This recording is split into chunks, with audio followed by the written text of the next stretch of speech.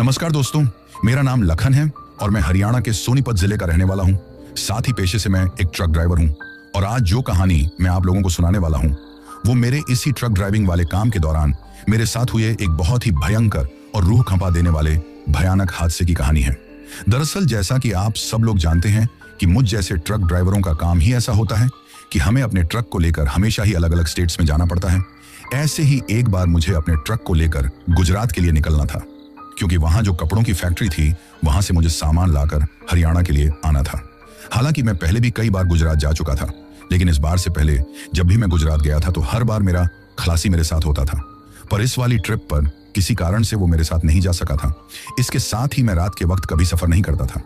अधिकतर रात के वक्त सफर करने से बचता था, क्योंकि रात होते ही मुझे नींद आने लगती थी। इसलिए मैं किसी ढाबे पर रुककर आराम करता और सुबह जल्दी ही लगभग 4 बजे के आसपास निकल जाया करता था, जिसकी वजह से मैं रात में बहुत कम सफर किया करता था। परंतु इस बार मुझे जल्दी ही गुजरात पहुंचना था, इसलिए एक ढाबे पर खाना खाने के बाद मैं रात में भी अपनी ट्रक को दौड़ाते जा रहा था, ये सोचकर कि रात को सफर करूंगा और फिर किसी ढाबे पर 1-2 घंटे आराम करके फिर से अपना ट्रक लेकर निकल जाऊंगा। उस वक्त मुझे नींद ना आ जाए, इसलिए मैं फिल्मी गाने चलाते हुए आगे बढ़ रहा था। रात के लगभग 10 बजे का टाइम हो गया था। उस रात मैं एक हाईवे से होकर गुजर रहा था जो पूरा सुनसान था। उसे देखकर मुझे हैरानी होने लगी कि इस हाईवे पर इतना सुनसान क्यों है, क्योंकि मैंने कभी ऐसा नहीं देखा था और अभी तो रात के मुश्किल से 10 बजे थे। ऐसे वक्त तो हाईवे पर ज्यादा भीड़ रहती है, परंतु वो हाईवे बिल्कुल वीरान और सुनसान था। मैं आगे बढ़ते ही जा रहा था, तभी जो ट्रक की हेडलाइट थी उसमें मुझे सड़क किनारे एक लड़की खड़ी हुई दिखाई दी, जो हाथ के इशारे से मेरे ट्रक को रोकने की कोशिश कर रही थी। उस वक्त ट्रक की हेडलाइट में मैंने देखा कि वो लगभग 22 साल की लड़की थी। उसे देखकर मुझे पल भर में ही समझ में आ गया कि ये कोई धंधे वाली है। वैसे एक बात और मैं बता दूं कि हमारे ट्रक को लेकर हमें कहीं कहीं दिनों के लिए सफर करना पड़ता है। ऐसे में अक्सर हम लोग घर से बाहर रहते हैं, तो अपने कुछ दोस्तों के साथ, पहले मैं ऐसा नहीं था, परंतु अपने कुछ दोस्तों के साथ मुझे ड्रिंक करने की आदत लग गई और इसके साथ ही एक आदत और लग गई थी किसी कोठे पर जाने की और अपने तन की प्यास बुझाने, क्योंकि हमारे पास इतना समय तो होता नहीं था कि हम अपनी पत्नी के साथ ठीक से समय गुजार सके। पहले मुझे इन बातों में ज्यादा इंटरेस्ट नहीं था, पर एक बार हम कुछ दोस्तों ने, जो ट्रक ड्राइवर थे, हम लोगों ने एक साथ ही सफर किया था। हम चारों दोस्त रास्ते में एक कोठे के पास में रुके। मैंने मना किया, परंतु वे जबरदस्ती मुझे एक कोठे पर ले गए। यहां तक कि मेरे हिस्से के पैसे भी उन्होंने दिए थे। पहली बार उस कोठे पर जाकर पहले तो मुझे थोड़ी झिझक हुई, लेकिन जब एक कोठे वाली के साथ मैंने रात गुजारी तब मुझे महसूस हुआ था कि कोठे वाली सच में लाजवाब होती है। जहां पत्नी की अपना फर्ज निभाकर, अपना मन हो या ना हो, जैसे फिजिकल रिलेशन है, वही कोठे पर कोठे वाली हर किसी को पागल बना सकती है। उसकी अदाएं बड़ी कामुक और अश्लील थीं, जो मुझे अपनी तरफ बुला रही थी। पहली रात में ही मैं पूरी तरह से कोठे वाली दीवाना हो गया। अब तो एक तरह से मुझे अक्सर कोठे पर जाने की गलत आदत लग चुकी थी। वैसे भी कहते हैं ना कि जब किसी कुत्ते को हड्डी खाने की लत लग जाए तो फिर उसे रोटी में स्वाद नहीं आता। यही हाल मेरा हो गया था। अब मुझे अपनी पत्नी में कुछ खास ज्यादा इंटरेस्ट नहीं रहा। जब भी मैं घर जाता, घर के काम काज करती हुई अपनी पत्नी को पसीने से भीगे हुए उसके शरीर में अब मुझे बदबू महसूस होने लगी थी। मैं भूल गया था कि एक औरत जो मेरे पीछे आई है, मेरा इतना ख्याल रखती है, मेरी घर परिवार को संभालती है, उसे इस तरह धोखा देना ठीक नहीं है। वो ये सब कुछ मेरे लिए ही तो कर रही है। मैं जब भी अब अपने दोस्तों के साथ बाहर लंबे सफर पर जाता तो किसी कोठे पर रुक जाया करता। कभी कभी तो हमें सड़कों के किनारे कुछ ऐसे ही धंधे वाली या कोल गर्ल मिल जाया करती थी, जिन्हें बस कुछ ही कीमत देनी पड़ती थी और वे ट्रक में ही रात गुजारने के लिए राजी जाया करती थी। इसी तरह मेरी जिंदगी गुजर रही थी, परंतु मैं भूल गया था कि एक दिन मेरा ये शौक मेरे लिए मेरी जान का दुश्मन भी बन सकता है। ऐसे में जब मैं अकेले आज सफर कर रहा था तो उस वक्त ट्रक की हेडलाइट में जो लड़की मुझे दिखाई थी वो काफी खूबसूरत थी। देखते ही मैं समझ गया था कि वो एक धंधे वाली है। अब मैंने अपना ट्रक उसके पास में रोका और उसकी तरफ देखते हुए बोला, आइटम कितना लोगी? ये सुनकर उसने अजीब तरह से मुस्कुराते हुए मेरी तरफ देखा और बोली, जितना आप दोगे उतना ही ले लूंगी। ये सुनकर मुझे हैरानी हुई कि इतनी खूबसूरत लड़की और कोई मुंह मांगी कीमत नहीं ले रही है, वरना ऐसी लड़कियों की तो बहुत डिमांड होती है। तो मैं बोला, अच्छा कहाँ मिलोगी ट्रक में? अब वो लड़की मुस्कुराते हुए बोली, ना ट्रक में नहीं, पास में ही मेरा ठिकाना है, वहां चलोगे क्या? ये सुनकर मैंने कुछ सोचा। उस लड़की की तरफ देखा, वो बड़ी ही खूबसूरत थी और उसने थोड़े ऐसे ही कपड़े पहन रखे थे। ऐसे में मेरी नजरें उसकी तरफ से हट नहीं रही थी। अब मैं बोला, ठीक है। इसके बाद मैंने उस लड़की को अपने ट्रक में बैठा लिया। उस वक्त जब मैंने उस लड़की को ट्रक में बैठाया तो मुझे एक अजीब सी बदबू वहां पर महसूस होने लगी, लेकिन मैंने ज्यादा इस बात पर ध्यान नहीं दिया। वही वो लड़की अजीब तरीके से बस मेरी तरफ देखे जा रही थी, तो मेरे चेहरे पर भी मुस्कान आ गई। अब तो मैं जल्दी से जल्दी उससे मिलने के लिए बेताब हो उठा और उसके कहने पर उसके बताए पते की तरफ चल दिया। तभी शहर के बाहर जो बाहरी इलाका था वहां उसने एक घर की तरफ इशारा किया और उसके सामने जाकर मैंने ट्रक रोक दिया। मैंने कहा, किसी का कोई लफड़ा तो नहीं होगा? तो वो बोली, नहीं घबराओ मत। वो मुझे लेकर अंदर चली गई। अंदर जाकर देखा, साधारण सा घर था, एक कमरे का था, एक तरफ रसोई बनी हुई थी, लेकिन घर में पूरी सुविधा थी। सामने जो बेड लगा हुआ था उसे देखकर अब तो मुझसे और कंट्रोल नहीं हुआ। मैंने उस लड़की की तरफ देखा तो उसने मुझे किस करना शुरू कर दिया। वहीं पर मैं भी उसका पूरा साथ दे रहा था। धीरे धीरे उसके हाथ मेरे कपड़ों की तरफ बढ़ने लगे थे और ऐसे में फिर हम दोनों ने अपने कपड़े उतार दिए। अब हम दोनों बिना कपड़ों के थे। तभी उसने मेरी तरफ देखा तो पता नहीं एक अजीब सा नशा था उसमें कि मुझे तो जैसे किसी चीज का होश ही नहीं रहा, बस उसमें ही खोते जा रहा था। फिर उसके साथ फिजिकल रिलेशन बनाने के बाद थका हुआ मैं लेट गया, लेकिन ऐसा लग रहा था जैसे मुझे आज पहली बार इतनी ज्यादा थकान हुई थी। मैं कुछ समझ पाता कि उससे पहले ही वो फिर मेरे साथ अश्लील हरकतें करने लगी तो मैं अपने आप को नहीं रोक सका। दूसरी बार उसके साथ फिजिकल होने पर मेरी तो हालत खराब हो गई थी। वो बोली, क्या हुआ? तो मैं बोला, अब मुझे सोना है, इतनी हालत नहीं है कि यहां से उठकर अभी जा सकूं। तो वो मेरी तरफ अजीब तरह से मुस्कुराने लगी। अब मेरी आंखें बंद हो गई और मैं सो गया। अचानक रात को कुछ अजीब सी आवाज मुझे सुनाई देने लगी थी, जिसकी वजह से अचानक मेरी नींद खुल गई। मैं तो नींद में ही था, लेकिन जैसे ही आंखों के सामने का नजारा देखा तो हड़बड़ाते हुए मेरी आंखें फटी की फटी ही रह गईं। अब मैं घबराते हुए चारों तरफ देखने लगा, क्योंकि जिस घर में मैं आया था अब ऐसा लग रहा था जैसे मैं किसी खंडहर में सो रहा हूं। छत भी टूटी फूटी थी और दीवार भी काफी ज्यादा खराब सी थी। पूरा सामान टूटा फूटा सा पड़ा हुआ था और मैं खुद भी एक टूटे से बेड पर सोया हुआ था। सामने नजर दौड़ाई तो मेरी तो सांसें ही गले में अटक गई। जो लड़की मेरे साथ में सोई हुई थी वो अब एक हड्डियों का कंकाल थी। ये देखकर मैं थर थर कांपने लगा कि ये मेरे साथ क्या हो रहा है। शायद शराब के नशे में था मैं रात को, तो इस वजह से मुझे रात को भ्रम हुआ था। नहीं, मैं बिना उस लड़की के यहां तो नहीं आया था।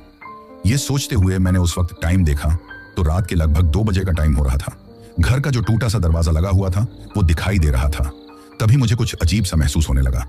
ऐसा लगने लगा जैसे कोई मेरे पास में बैठकर तेज तेज सांस ले रहा है।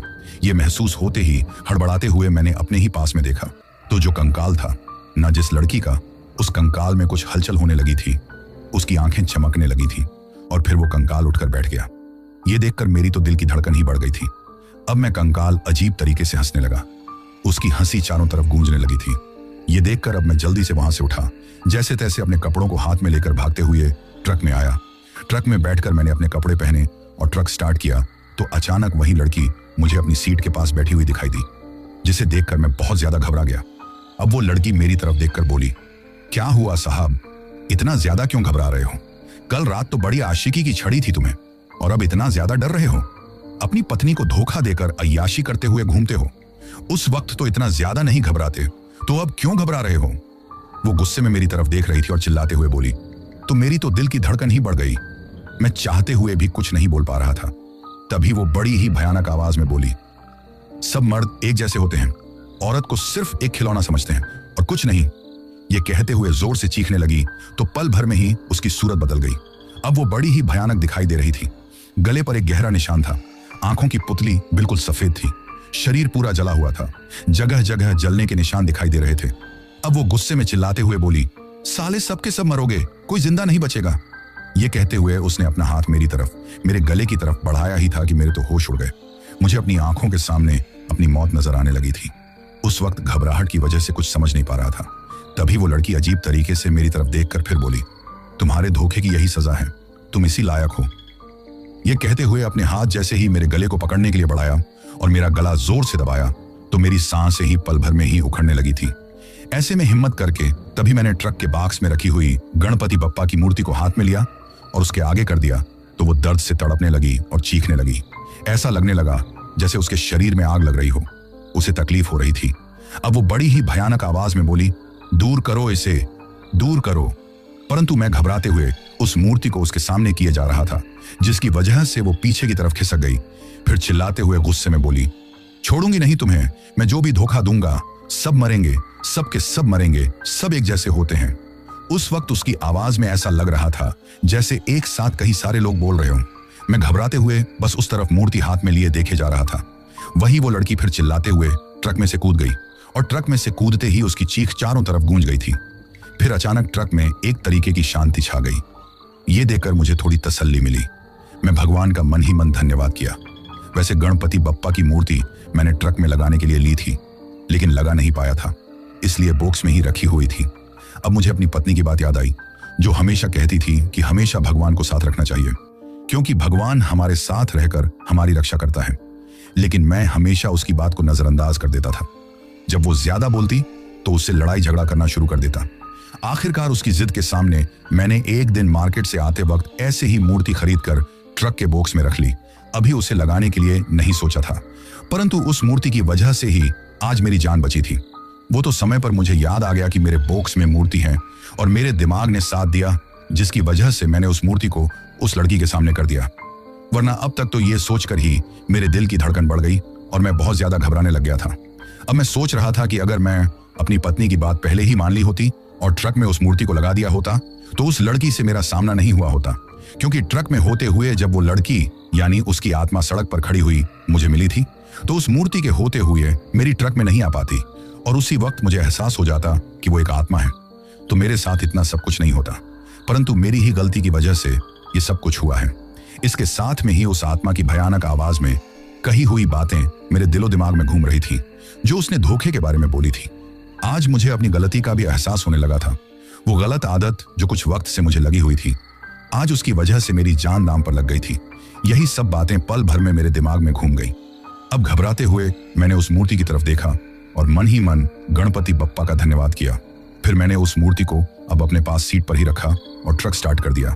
अब मैं पागलों की तरह ट्रक दौड़ाने लगा, तो तभी मुझे ऐसा लगा जैसे मेरे ट्रक में पीछे की साइड कोई लटक गया है, जिसकी वजह से ट्रक को चलाने की कोशिश कर रहा था, लेकिन ट्रक जैसे आगे ही नहीं बढ़ पा रहा था। अब मैं घबराते हुए क्या करूं, कुछ भी समझ में नहीं आ रहा था। मेरे लाख कोशिश करने के बाद भी ट्रक आगे की तरफ नहीं बढ़ रहा था, तो ऐसे में घबराते हुए मैंने ट्रक रोक दिया। लेकिन ट्रक से नीचे उतरकर पीछे जाकर देखने की हिम्मत मुझ में नहीं थी, क्योंकि मुझे एहसास हो गया था कि जरूर उसी लड़की की भयानक आत्मा मेरे ट्रक को रोकने की कोशिश कर रही है, मुझे आगे बढ़ने नहीं दे रही है। अब जैसे ही मैंने ट्रक रोका तो अचानक वही लड़की, वही डरावनी सूरत मुझे रोड के किनारे खड़ी हुई दिखाई दी। जैसे ही वो दिखाई दी तो मैं थर थर कांपने लगा था। तभी उस लड़की ने वहीं पर खड़े हुए गुस्से में चिल्लाते हुए अपना हाथ मेरी तरफ बढ़ाया। वो मेरी जान लेना चाहती थी, तो उसका हाथ जैसे ही मेरे गले की तरफ आने लगा तो अचानक जैसे उसे एक बिजली का सा झटका लगा, तो चिल्लाते हुए पल भर में ही उसने अपना हाथ वापस खींच लिया और तड़पने लगी। गुस्से में मेरी तरफ देखने लगी थी, साथ में ही दर्द से तड़पते हुए फिर चिल्लाने लगी। ये देखकर मैं घबराते हुए उसकी तरफ देखने लगा तो वो गुस्से में चिल्लाते हुए फिर मेरी तरफ झपट्टा मारने को हुई थी। सड़क से ही मेरे ट्रक में मेरे ऊपर झपट्टा मारना चाहती थी, लेकिन मेरे पास गणपति बप्पा की मूर्ति थी, जिसकी वजह से वो मेरे करीब नहीं आ पाई थी, परंतु अजीब तरीके से चिल्लाने लगी। अब मैं गणपति बप्पा का नाम लेकर फिर से ट्रक स्टार्ट किया और उसका ही नाम लेते हुए ट्रक आने के लिए दौड़ा दिया। तभी मुझे अपने ट्रक के सामने शीशे पर खून बहता हुआ दिखाई दिया। उस खून को देखकर मैं घबरा गया। अचानक ऐसा लगा जैसे मेरे ट्रक के सामने शीशे पर किसी ने झपट्टा मारा, जिसकी वजह से मेरा संतुलन बिगड़ गया। वो तो वक्त पर मैंने ब्रेक लगा दिया, वरना मेरा एक्सीडेंट होते होते बचा था। अब घबराते हुए मैंने सामने की तरफ देखा तो मेरे होश उड़ गए, क्योंकि मेरी आंखों के सामने ट्रक के शीशे पर उल्टी वही लड़की चिपकी हुई थी जो मुझे डराने की कोशिश कर रही थी, लेकिन कुछ नहीं कर पा रही थी। तभी वो लड़की भयानक आवाज में चिल्लाते हुए मेरी तरफ देखकर बोली, निकल बाहर, वरना छोड़ूंगी नहीं तुझे। ये देखकर घबराते हुए अब मैंने अपने ट्रक में सामने ही गणपति बप्पा की मूर्ति जैसे ही रखी तो वो चुड़ैल जोर जोर से चिल्लाने लगी और वहां से न जाने कहां गायब होकर चली गई। ये देखकर कुछ देर के लिए तो कांपते हुए मैं कुछ भी नहीं समझ पाया। फिर देर ना करते हुए घबराते हुए जल्दी से ट्रक स्टार्ट करके तेज रफ्तार में जाने के लिए मैंने ट्रक को सड़क पर दौड़ा दिया। अब मैं जब तक ट्रक दौड़ाता रहा, जब तक मैं किसी कस्बे में नहीं पहुंच गया। फिर काफी देर तक सब कुछ शांत रहा, कुछ भी डरावना या भयानक नहीं हुआ, तो मुझे थोड़ी तसल्ली हुई। लेकिन फिर भी अनजान सा डर सताने लगा कि वो लड़की एक आत्मा थी, न जाने कब मेरे साथ आ जाए, कब मेरी जान ले ले। ये सोचकर ही मैं घबराते जा रहा था। वैसे उस आत्मा ने तो मेरी जान लेने की पूरी कोशिश की थी, लेकिन मेरी किस्मत अच्छी थी कि मेरी जान बच गई। भगवान ने आखिरकार मेरी जान बचाई ली थी। अगर मेरे पास ये मूर्ति ना होती तो क्या होता? ऐसे तरह तरह के ख्याल मेरे दिमाग में आ रहे थे। उस वक्त मुझ पर क्या गुजर रही थी, मुझसे बेहतर कौन समझ सकता है। सोचने समझने की शक्ति तो जैसे खत्म ही हो चुकी थी। मैं बस अपने ट्रक को तेज रफ्तार में भगाते ही जा रहा था। फिर आखिरकार मैं अपने शहर पहुंच गया। वहां पर जाकर मैंने अपना ट्रक रोका और सीधे ही घबराते हुए अपने घर की तरफ चला गया था। उस वक्त मुझ में इतनी हिम्मत नहीं थी कि जो सामान मैं लेकर आया था उसे उतार सकूं। ऐसे में मेरी तबीयत ठीक नहीं है। अपने मालिक से ये बोलकर मैं अपनी मोटरसाइकिल लेकर घर जाने के लिए रवाना हो गया। जब मैं रास्ते से गुजर रहा था, ना तो एक जगह सड़क किनारे वही लड़की मुझे खड़ी हुई दिखाई थी। ये देखकर मैं थर थर कांपने लगा था। तभी पीछे से आती हुई गाड़ी की आवाज सुनकर मेरा ध्यान भटक गया। फिर घबराते हुए मैंने सड़क किनारे देखा, लेकिन अब कुछ भी नजर नहीं आ रहा था। तो मैं मन ही मन भगवान को याद करते हुए आखिरकार जैसे तैसे अपने घर पहुंच गया। अपनी आंखों के सामने अपने घर को देखकर मेरी आंखों में पता नहीं क्यों लेकिन आंसू झलक आए थे। अब मैंने जैसे ही दरवाजा खटखटाया तो मेरी पत्नी ने दरवाजा खोला और मुझे इस तरह घबराए हुए देखकर वो बहुत ज्यादा परेशान हो उठी और बोली, क्या हुआ, आप ठीक तो है ना? उसे इस तरह अपनी चिंता करते हुए देखकर मेरी आंखों में आंसू छलक आए, क्योंकि मैं उसे धोखा दे रहा था और वो मेरे लिए कितना सोचती है, मेरे परिवार को संभाल रही थी, जैसा मैं उसके साथ कर रहा था। अगर वो मेरे साथ करती तो मुझे कैसा लगता है? ये सोचकर ही मेरा दिल भर आया और मैं रोने लग गया। अब मुझे रोते हुए देखकर वो और भी ज्यादा परेशान हो गई। उस वक्त मैं उससे हाथ जोड़कर माफी मांगना चाहता था, लेकिन हिम्मत नहीं हो रही थी। ये सोचकर घबराते जा रहा था। मैं पत्नी, जिसमें कुछ दिनों पहले पसीने की बदबू आती थी, कोठे पर जाने के बाद जिस पत्नी को मैंने नजरअंदाज करना शुरू कर दिया था, हर छोटी बड़ी बात पर उसे मैं झगड़ा किया करता था, ना जाने कितनी उल्टी सीधी बातें सुना दिया करता था। आज उसके ही सामने अपने आप को बहुत छोटा महसूस कर रहा था। मेरी हालत देखकर मेरी पत्नी बार बार पूछ रही थी कि क्या बात है, तो मैं फिर हिम्मत करके हड़बड़ाते हुए बोला, कुछ नहीं। ये कहते हुए अपनी पत्नी को गले लगा लिया और कहा, कुछ नहीं, बस ऐसे ही सोच रहा था कि अगर मेरा परिवार ना होता तो क्या होता।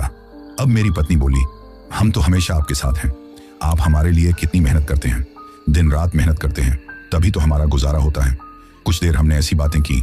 उसके बाद मेरी पत्नी बोली, आप चलिए जल्दी से हाथ मुंह धोकर कपड़े बदल लीजिए, मैं आपके लिए कमरे में ही खाना लेकर आती हूँ।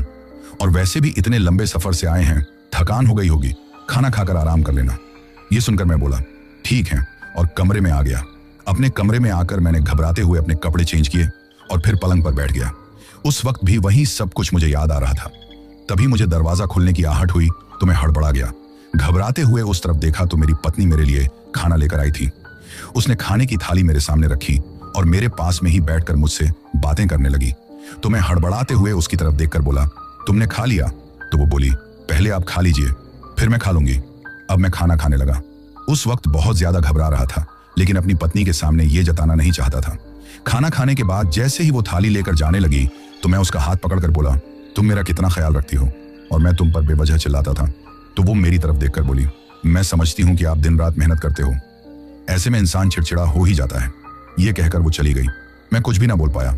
मेरी पत्नी अब मुझे दुनिया की सबसे खूबसूरत और अच्छी औरत नजर आ रही थी। तभी कुछ देर बाद वो आई। जैसे ही वो आई तो मुझे एक अजीब सी बदबू का वहां पर एहसास हुआ। ये देखकर मैं कुछ समझ पाता कि वो मेरे पास आ गई। उस वक्त मैं लेट रहा था तो वो साथ अश्लील हरकतें करने लगी। ये देखकर मैं थोड़ा हैरान रह गया, क्योंकि उसने कभी मेरे साथ ऐसा नहीं किया था। अब मैं कुछ बोलता, मैं कुछ समझ पाता। उससे पहले ही उसने मेरी तरफ देखते हुए मेरे होठों पर उंगली रखकर कहा, बस और नहीं। ये कहते हुए फिर मेरी तरफ देखने लगी।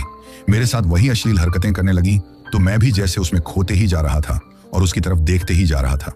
पता नहीं क्या नशा था आज उसकी आंखों में कि मैं बस उसे देखकर सुध बुध खोते ही जा रहा था। तभी कुछ देर बाद मुझे किसी के आने की आहट हुई तो हड़बड़ाते हुए मैंने कमरे की तरफ देखा। दरवाजा खोलकर मेरी पत्नी अंदर आई।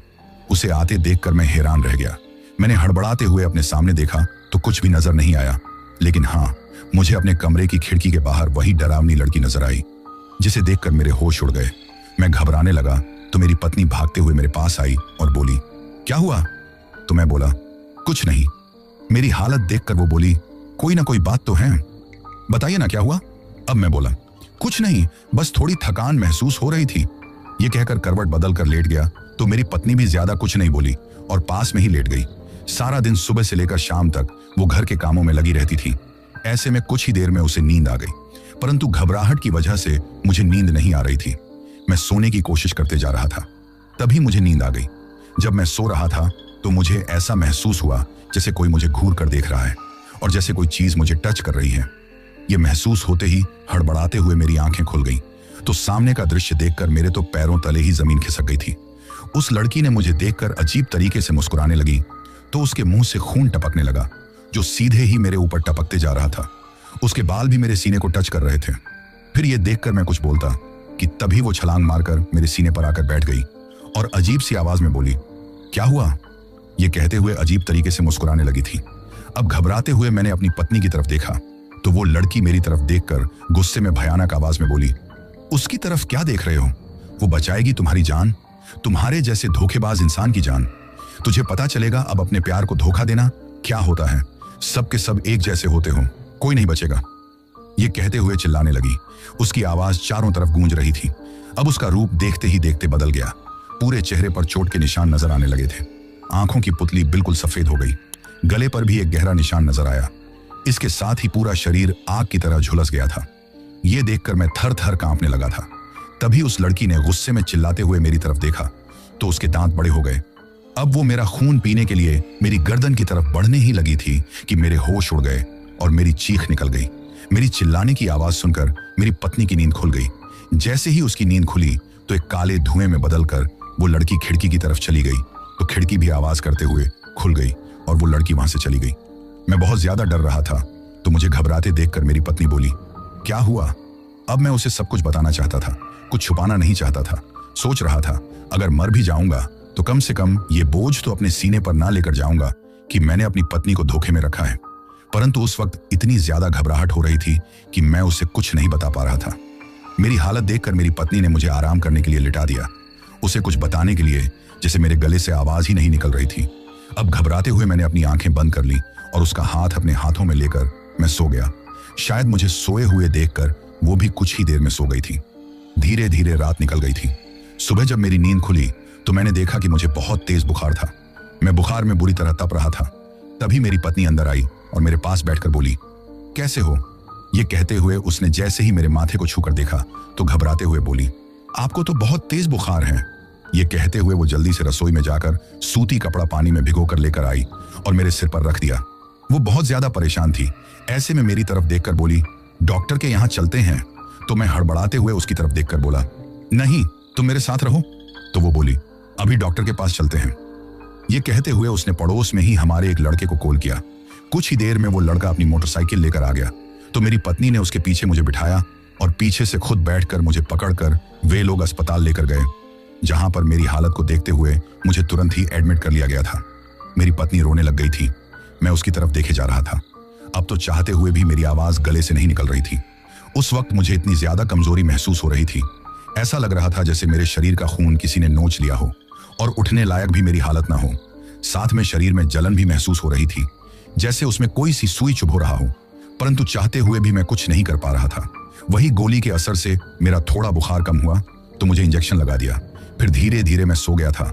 जब मैं सो रहा था तो मुझे अपने कानों में वही भयानक आवाज सुनाई दी। क्या हुआ? डर गए क्या?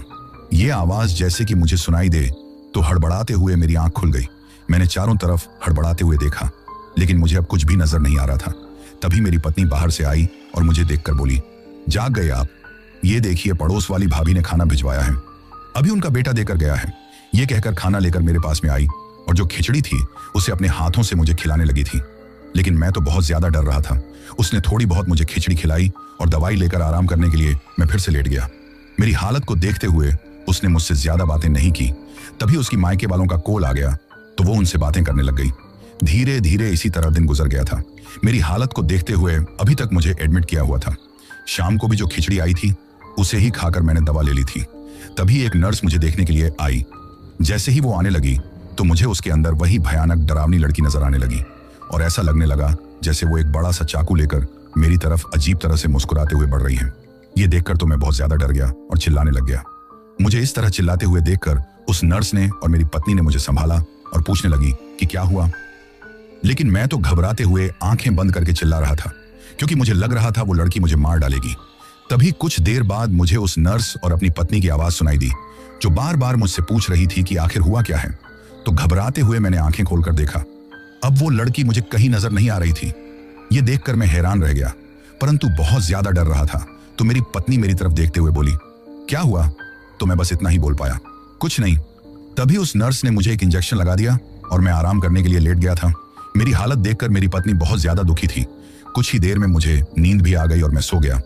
रात के वक्त अचानक ऐसा लगा जैसे कोई झिंझोड़ कर मुझे जगाने की कोशिश कर रहा है। ये महसूस होते ही हड़बड़ाते हुए मैंने आंखें खोली लेकिन कुछ भी नजर नहीं आया। मेरी पत्नी पास में ही बेंच पर सोई हुई थी। मैं उसकी तरफ देखने ही लगा था कि तभी मुझे जोर जोर से हंसने की आवाज सुनाई देने लगी, जो बड़ी ही डरावनी थी। अब घबराते हुए मैंने खिड़की की तरफ देखा, क्योंकि इस तरफ से मुझे हंसने की आवाज सुनाई दे रही थी तो वही लड़की खिड़की के पास खड़ी हुई थी। ये देखकर मेरे तो होश उड़ गए। मैं कुछ समझ पाता उससे पहले ही पलक झपकते ही छलांग मारकर वो मेरे पलंग पर आकर बैठ गई और मेरी तरफ देखकर भयानक आवाज में बोली, क्या हुआ, डर गए? तुम्हारे जैसे धोखेबाजों को जिंदा रहने का कोई हक नहीं है। ये कहते हुए उसने गुस्से में जैसे ही मेरी तरफ घूर कर देखा तो मैं तड़पने लगा। मुझे ऐसा लगने लगा जैसे मेरे हाथ पैरों में आग लग गई हो, जिसकी वजह से मैं अपने हाथ पैर पीटने लगा था। और ऐसे में पास में रखा हुआ पानी का जग नीचे गिर गया। उसके गिरने की आवाज सुनकर मेरी पत्नी की नींद खुल गई। वो मुझे इस तरह तड़पते हुए देखकर घबरा गई। उसने आवाज देकर नर्स को बुलाया। जैसे ही नर्स आई मुझे संभालने लगी। उस वक्त मैं बहुत ज्यादा डर रहा था। अब घबराते हुए मैंने कमरे में चारों तरफ देखा तो वो लड़की दरवाजे के पास खड़ी हुई और अजीब तरीके से मेरी तरफ गुस्से में देख रही थी। ये देखकर मैं कुछ नहीं बोल पा रहा था। तभी उस डरावनी लड़की ने अपने हाथ इस तरह मेरी तरफ किए जैसे अभी मेरी जान ले लेगी और गुस्से में काले धुएं में बदलकर खिड़की से होकर बाहर चली गई। उसे जाते हुए देखकर मैं घबराते हुए हड़बड़ाते हुए बोला, वो मुझे मार डालेगी, मुझे बचा लो, वो मुझे मार डालेगी। ये कहते हुए मैं रोने लग गया तो मेरी हालत देखकर और मेरी बातें सुनकर मेरी पत्नी और नर्स दोनों हैरान रह गई। उन्हें लग रहा था कि शायद मेरी तबीयत ठीक नहीं है, इसलिए मैं कुछ भी बोल रहा हूं। वही फिर नर्स तो बाहर चली गई थी। ऐसे में अब मेरी पत्नी मुझसे बातें करने की कोशिश कर रही थी, लेकिन मुझे तो अब यही डर सता रहा था कि पता नहीं वही डरावनी लड़की किस तरफ से आ जाएगी और आकर मेरी जान ले लेगी। ऐसे में मैं अपनी पत्नी से कुछ भी नहीं बोल पा रहा था। वैसे सारी रात मैं ठीक से सो नहीं पाया तो मुझे नर्स ने एक गोली दी। उसके असर से कुछ देर के लिए मैं सो गया था। सुबह जब मेरी नींद खुली तो मैंने देखा कि मेरे ससुराल वाले भी आ गए थे।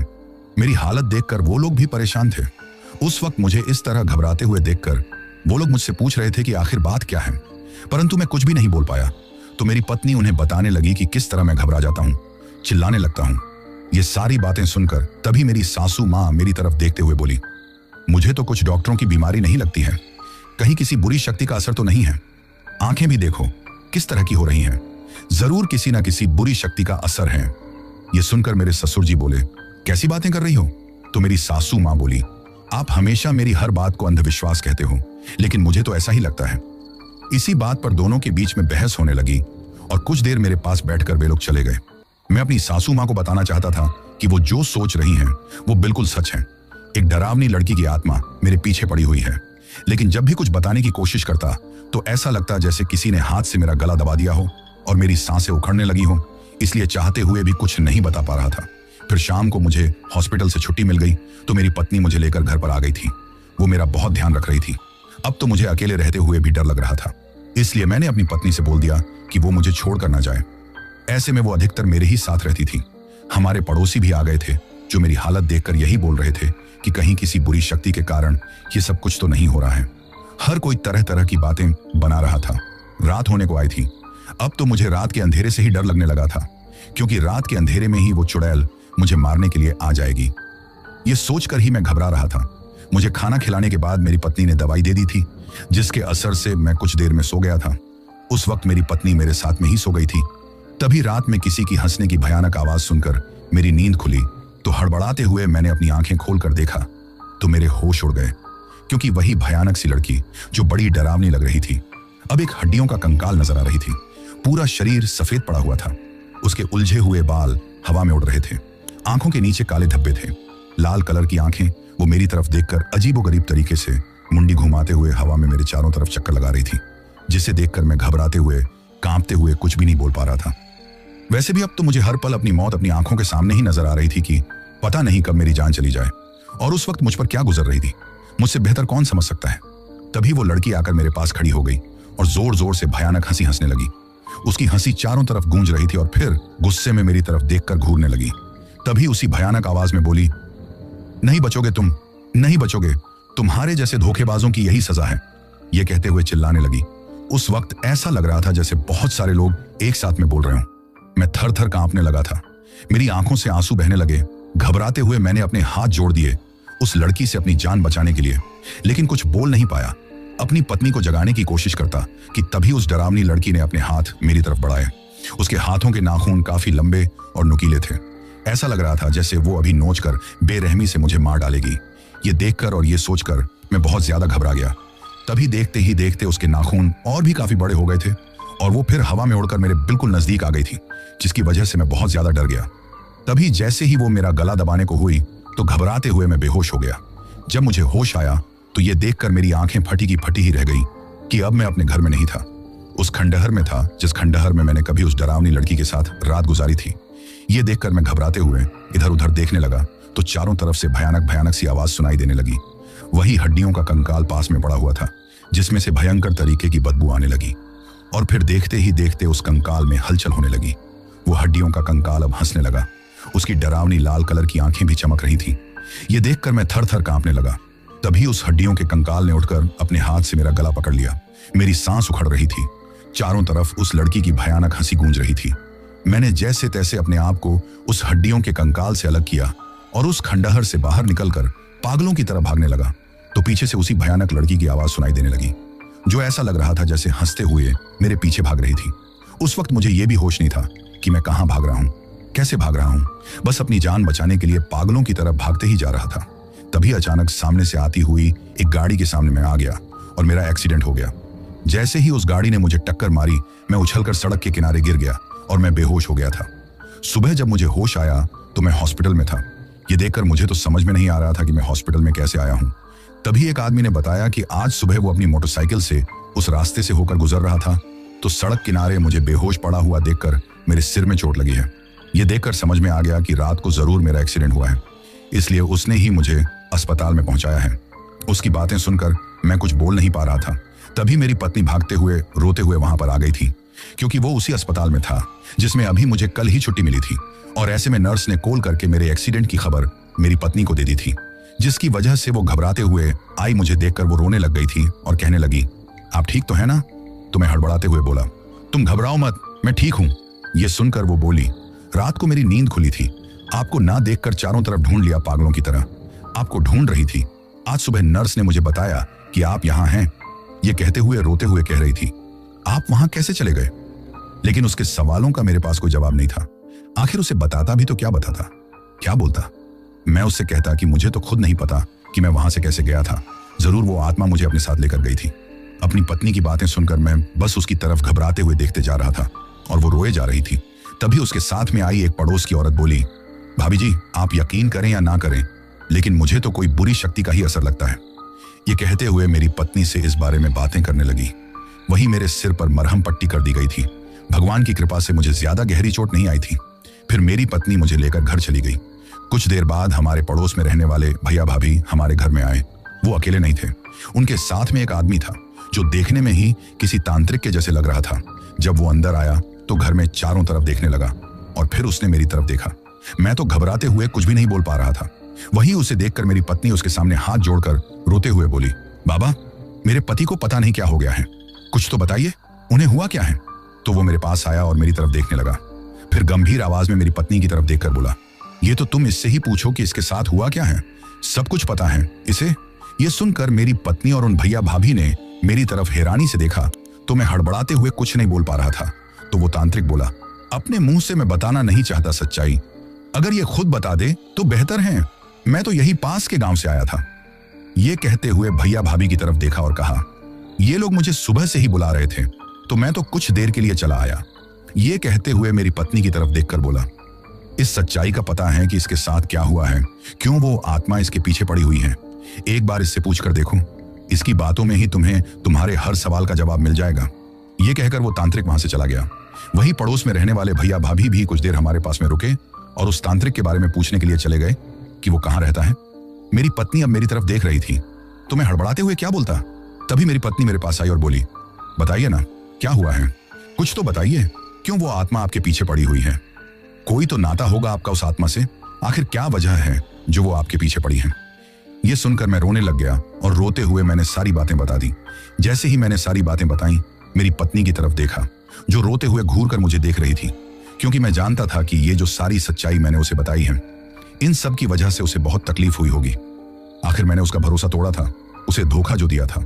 अब मैं उसके सामने हाथ जोड़कर रोते हुए बोला, मुझे माफ कर दो, मुझसे बहुत बड़ी गलती हो गई, मुझे माफ कर दो। परंतु वो बोली, मैं आपके लिए अभी दूध लाती हूँ। ये कहकर रोते हुए वहां चली गई थी। कुछ देर बाद वो आई और वापस जाने लगी। तो मैंने उसका हाथ पकड़ लिया और अपने किए पर माफी मांगने लगा। तो वो मेरी तरफ देखकर बोली, ठीक है, माफ कर दूंगी आपको, लेकिन मेरी एक बात का जवाब आप मुझे दे दो। ये सुनकर मैंने उसकी तरफ देखा तो वो बोली, जो आपने किया है अगर वही मैं करती तो क्या आप मुझे माफ कर देते? क्या आप मुझे अपना लेते? ये सुनकर उसकी बातों का मेरे पास कोई जवाब नहीं था, तो मुझे चुप देखकर वो बोली, मिल गया आपको अपनी माफी का जवाब। ये कहते हुए वहां से चली गई थी। अब मेरे पास रोने के सिवाय और पछतावे के अलावा कुछ नहीं था। मैं अपने आप को कोसता जा रहा था। सारा दिन इसी तरह गुजर गया था। मेरी पत्नी ने ठीक तरह से मुझसे बातें नहीं की थी। मैं जानता था उसे कितनी गहरी तकलीफ पहुंची थी। मैंने उसके भरोसे का नाजायज फायदा उठाया है, लेकिन वो मेरा ख्याल बहुत अच्छे से रख रही थी। जैसे जैसे दिन ढलता जा रहा था और रात होने को आई, वैसे वैसे मुझे बहुत ज्यादा घबराहट होने लगी थी, क्योंकि मुझे अपने साथ जो कुछ हुआ था वही सब कुछ याद आ रहा था। और आज तो मुझे समझ में आ गया कि अब तक तो मेरी जान बच गई, लेकिन शायद अब मेरी जान ना बच पाए। अब वो डरावनी आत्मा अब मुझे जिंदा नहीं छोड़ेगी। तभी पास में रहने वाली भाभी जी मेरी पत्नी के पास आई। उन्होंने कुछ देर बातें की। मेरी पत्नी मेरे पास आई, मुझे खाना खिलाने लगी, लेकिन घबराहट की वजह से कुछ खा नहीं पा रहा था। तो वो मेरी तरफ देखकर बोली, आपके सिर में चोट लगी है और वैसे भी आपकी पहले ही तबीयत ठीक नहीं थी। थोड़ा खा लीजिए, फिर दवाई ले लीजिएगा, आराम मिलेगा, कुछ नहीं होगा, मैं हूं ना। ये कहते हुए उसने थोड़ा बहुत मुझे खिलाया और फिर दवाई देकर मुझे सुला दिया। लेकिन मुझे बहुत ज्यादा घबराहट हो रही थी। मुझे लग रहा था कि कल की तरह वो डरावनी लड़की मुझे अपने साथ ले जाएगी। यही सोचते हुए दवाई के असर से कुछ ही देर में मैं सो गया। जब मैं सो रहा था तो आधी रात के वक्त वही अजीब सी आवाज सुनकर मेरी नींद खुल गई और जैसा मैंने सोचा था वही हुआ था। मैं उसी खंडहर में था। ये देखकर मैं बहुत ज्यादा घबराने लगा। तभी वो कंकाल मेरी तरफ आया। देखते ही देखते उस भयानक लड़की में बदल गया। वो अजीबो गरीब आवाज करते हुए मेरे पास आई और गुस्से में चिल्लाते हुए बोली, यही सजा है तुम्हारी। ये कहते हुए उसने अपना हाथ पकड़कर मेरा गला जोर से दबा दिया, जिसकी वजह से मेरा दम घुटने लगा। मैं तड़पने लगा था। वहीं मेरी तरफ गुस्से में देखते हुए वो डरावनी लड़की फिर जैसे ही मेरा खून पीने को हुई तो अचानक कुछ मंत्रों की आवाज सुनाई देने लगी। तो मैंने घबराते हुए उस तरफ देखा तो मेरी पत्नी और मेरे पड़ोस में जो भैया भाभी रहते थे वो उस तांत्रिक के साथ आए हुए थे। उस तांत्रिक को आते देखकर उस डरावनी लड़की ने मेरा गला छोड़ दिया और गुस्से में देखते हुए उस तांत्रिक के सामने जाकर खड़ी हो गई। अब मेरी पत्नी ने भागकर मुझे संभाला। मैं बहुत ज्यादा डर रहा था और थर थर कांपते जा रहा था। वो तांत्रिक मंत्र बोले जा रहा था तो वो लड़की तड़पने लगी, चिल्लाने लगी और गुस्से में चिल्लाते हुए बोली, चले जाओ यहां से, चले जाओ। लेकिन वो तांत्रिक गुस्से में उसकी तरफ देखकर बोला, जाना तो तुम्हें होगा। ये कहते हुए तभी उसे तांत्रिक ने उस कंकाल की तरफ देखा और अपने झोले में से शमशान घाट की राख निकालकर उस कंकाल के ऊपर जैसे ही फेंका, वैसे ही वो लड़की इस तरह तड़पते हुए चिल्लाने लगी थी जैसे उसके शरीर में आग लग गई हो।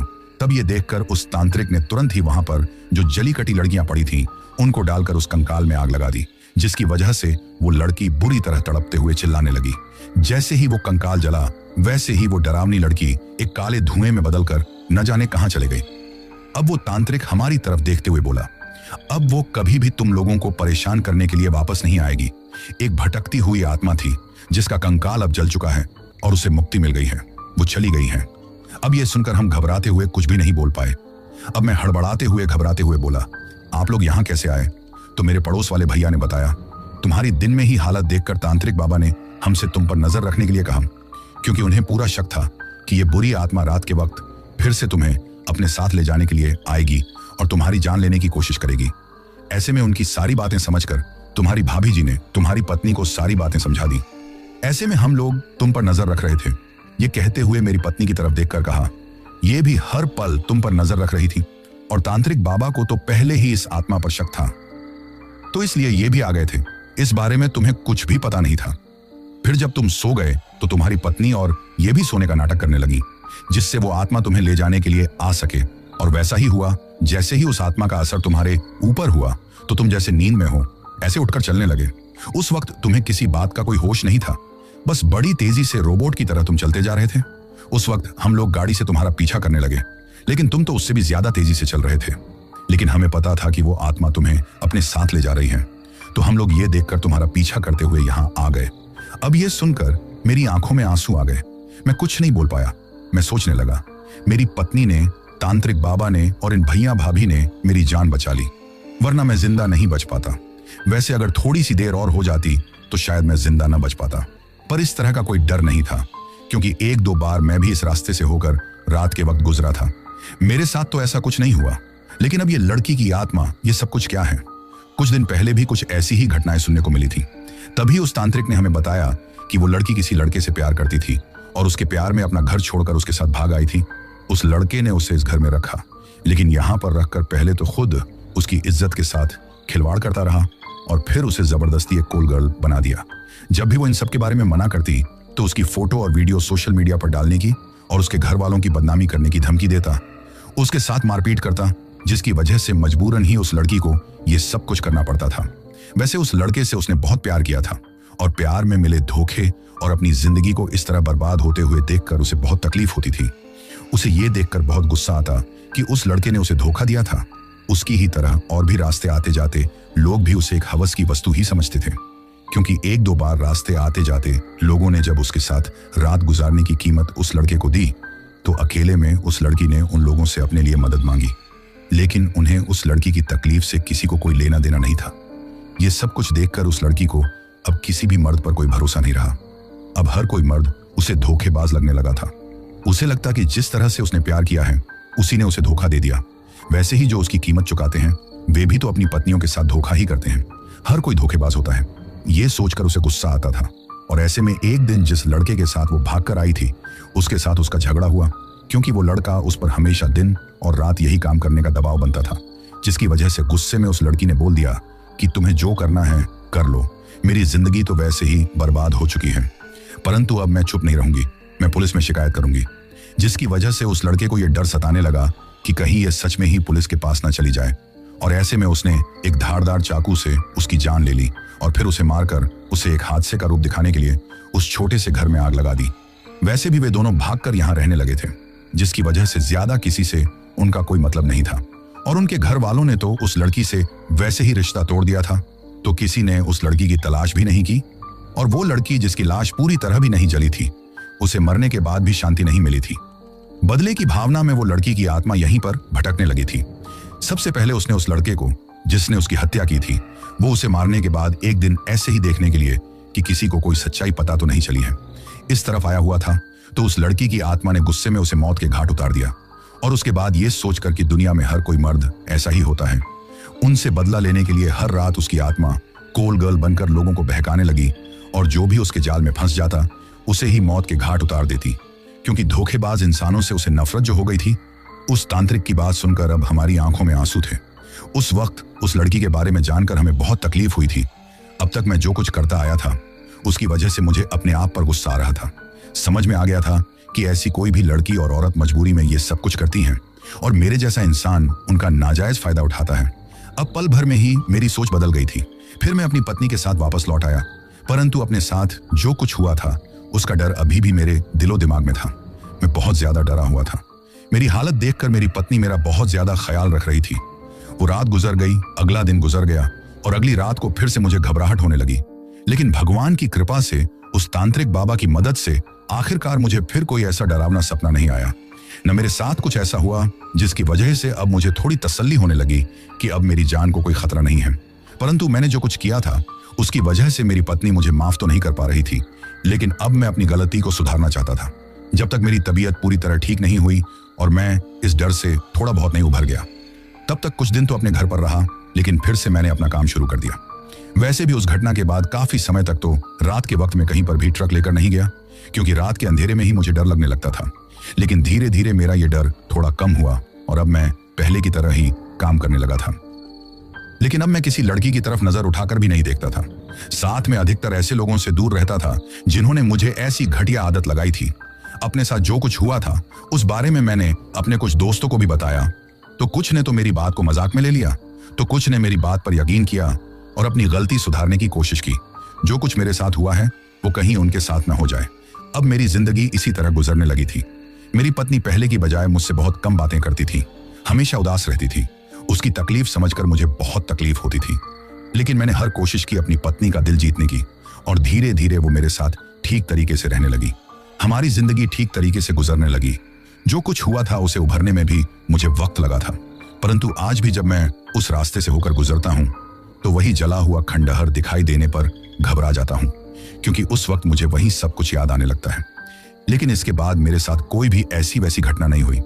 मैं जानता हूं कि मेरी पत्नी मेरे साथ अब ठीक तरीके से रहती है, लेकिन जो तकलीफ मैंने उसे दी है, जो धोखा दिया था, वो शायद वो कभी ना भूल पाएगी। आज सोचता हूं कि जो कुछ मेरे साथ हुआ था वो बड़ा डरावना था, लेकिन भगवान जो करता है अच्छा ही करता है। अगर मेरे साथ वो घटना न होती तो शायद मैं उस गलत रास्ते पर बढ़ता ही चला जाता और अपनी शादीशुदा जिंदगी पूरी तरह बर्बाद कर लेता। मैंने अपने साथ हुई इस सच्ची घटना के बारे में आप सब लोगों को इसलिए बताया है कि हम में से कुछ लोग जाने अनजाने में जानबूझकर कुछ ऐसी गलतियां करते हैं जिन्हें करते वक्त हमें एहसास होते हुए भी हम उन्हें सुधारने की कोशिश करने की बजाय उस गलत रास्ते पर आगे बढ़ते ही जाते हैं, ये जानते हुए कि उस गलत रास्ते पर जाने पर हमारी शादीशुदा जिंदगी बर्बाद हो सकती है। हमारे घर परिवार पर क्या असर पड़ेगा, किसी भी बात की हमें कोई सुध नहीं होती और हम उस गलत रास्ते पर चलते ही जाते हैं। लेकिन हम भूल जाते हैं कि हमारी गलती की कब हमें किस रूप में सजा मिल जाए हमें खुद नहीं पता होता। इसलिए कोई भी ऐसी गलती करने से पहले अपने घर परिवार के बारे में सोचें, क्योंकि अच्छे कर्मों का अच्छा नतीजा और बुरे कर्मों का बुरा नतीजा तो होता ही है। तो दोस्तों, ये थी हमारी आज की कहानी।